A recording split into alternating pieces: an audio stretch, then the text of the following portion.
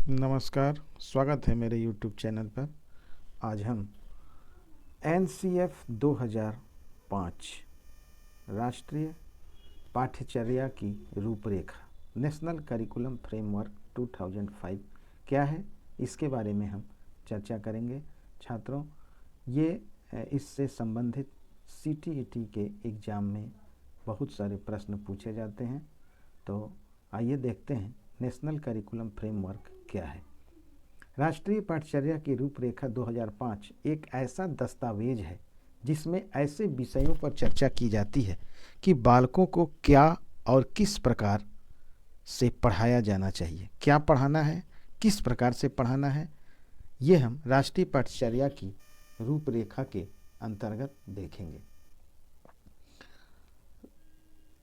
राष्ट्रीय पाठ्यचर्या की रूपरेखा 2005 की उत्पत्ति रविंद्रनाथ टैगोर के सभ्यता की संस्कृति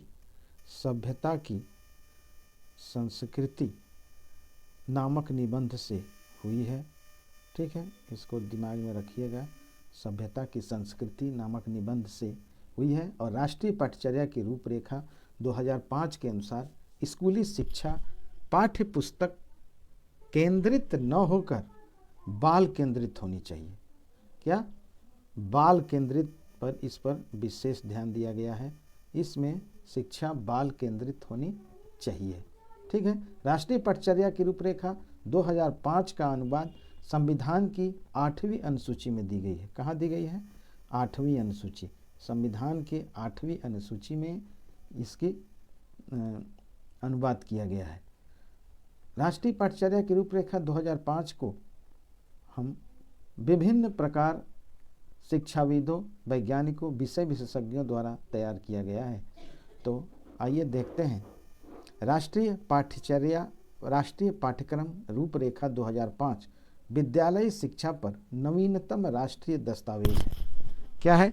नवीनतम राष्ट्रीय दस्तावेज है। इससे पूर्व भी राष्ट्रीय पाठ्यचर्या रूपरेखा बनी है। वर्ष 1976 में शिक्षा को समवर्ती सूची में रखा गया था। कब? 1976 में।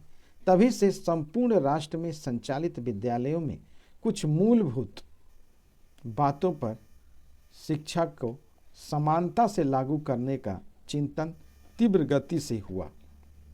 राष्ट्रीय शिक्षा नीति 1986 ने पूरे देश ने की स्कूली पाठ्यचर्या में समान तत्वों की सिफारिश की थी। 1986 में जो राष्ट्रीय शिक्षा नीति बनी थी, राष्ट्रीय स्तर पर सर्वप्रथम राष्ट्रीय पाठ्यचर्या की रूपरेखा 1988 तैयार की गई, किंतु बच्चों पर पाठ्यक्रम व पाठ्य पुस्तकों का भार बढ़ता ही गया। क्या हुआ कि बच्चों का बोझ बढ़ता गया। किससे? पाठ्यक्रम से, पाठ्य पुस्तकों से। इसलिए शिक्षा के नाम पर बच्चों पर बढ़ते बोझ से मुक्ति दिलाने के लिए 1993 में प्रोफेसर यशपाल का दस्तावेज था। क्या दस्तावेज था? इस दस्तावेज का नाम था बिना बोझ की शिक्षा। बिना बोझ की शिक्षा आया और राष्ट्रीय शिक्षा नीति 1986 की सिफारिश के आधार पर प्रति 5 वर्षों में NCF की पुनर्समीक्षा की बात कही गई कि हर एक 5 वर्ष पर NCF की पुनर्समीक्षा की जाएगी। ठीक है। फलतः NCF 2000 की पुनर्समीक्षा की गई। 2000 में इसकी पुनर्समीक्षा की गई और वर्तमान राष्ट्रीय सरकार ने पुरानी पाठ्यचर्या 2000 की पुनर्समीक्षा कर नई पाठ्यचर्या रूपरेखा निर्माण का निर्णय लेते हुए प्रोफेसर यशपाल की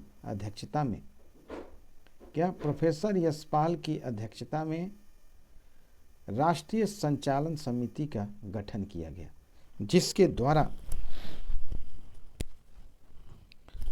शिक्षाविद एवं संबंधित विषय विशेषज्ञों के 21 फोकस समूहों की सहायता से, कितने?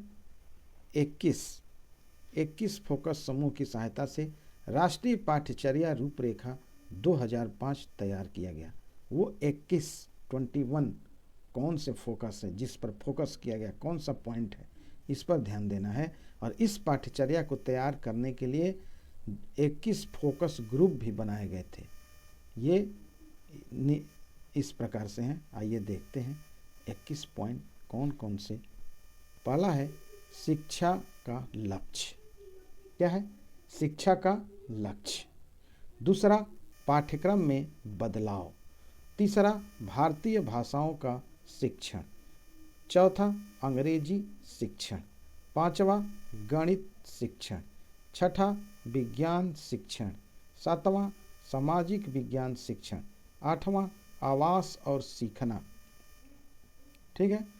नेक्स्ट है कला, संगीत, नृत्य और रंगमंच। 10 है हस्तशिल्पों की धरोहर और 11 है कार्य और शिक्षा। ठीक है। नेक्स्ट है 12 देखेंगे प्रारंभिक बाल्यावस्था का विकास। 13 अनुसूचित जात और जनजाति के बच्चों की समस्याएं। अनुसूचित जात और अनुसूचित जनजाति बच्चों की समस्याएं। 14 है शिक्षा में जेंडर के मुद्दे। 15 है शैक्षिक प्रौद्योगिकी। 16 स्वास्थ्य और शारीरिक शिक्षा। 17 विशेष आवश्यकता वाले बच्चों की शिक्षा। 18 शांति के लिए शिक्षा। 19 पाठ्यचर्या, पाठ्यक्रम और पाठ्य पुस्तकें।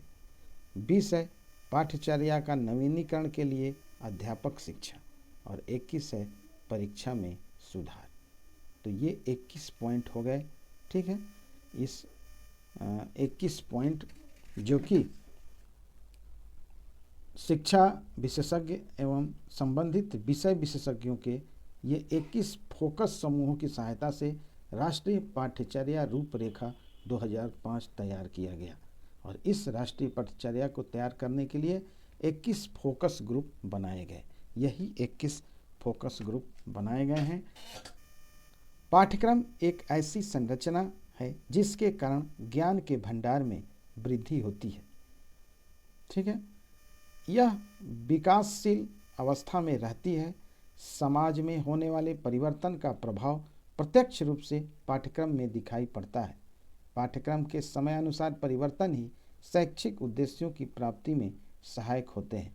शिक्षा के क्षेत्र की बहुत सारी समस्याओं के निदान के लिए एक राष्ट्रीय पाठ्यचर्या रूपरेखा 2005 की आवश्यकता महसूस की गई, जिसको आधार मानते हुए सिद्धांतों का निर्माण किया गया।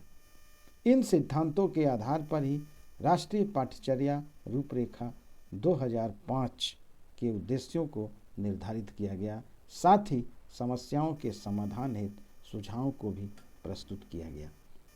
तो हम देखते हैं, ये देखें कि NCF 2005 क्या है, इसके रूपरेखा क्या है। इसमें देख लीजिए कि राष्ट्रीय पाठ्यचर्या की रूपरेखा 2005 के कुछ मार्गदर्शी सिद्धांत दिया गया है। जैसे पहला है ज्ञान के स्कूल के बाहरी जीवन से जोड़ा जाए। ज्ञान को स्कूल के बाहरी जीवन से जोड़ा जाए। पढ़ाई को रटने की प्रणाली से अलग किया जाए। पाठ्यचर्या पाठ्य पुस्तक केंद्रित ही बस न हो।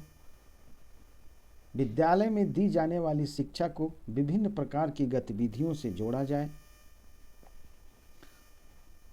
राष्ट्रीय मूल्यों के प्रति आस्थावान विद्यार्थी तैयार किए जाएं। ठीक है।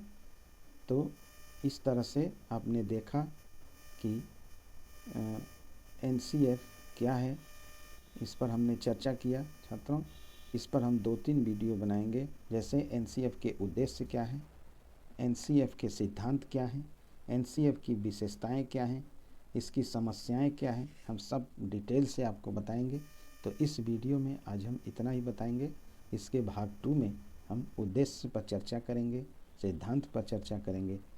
तब तक हम इस टॉपिक को यहीं समाप्त करते हैं। धन्यवाद।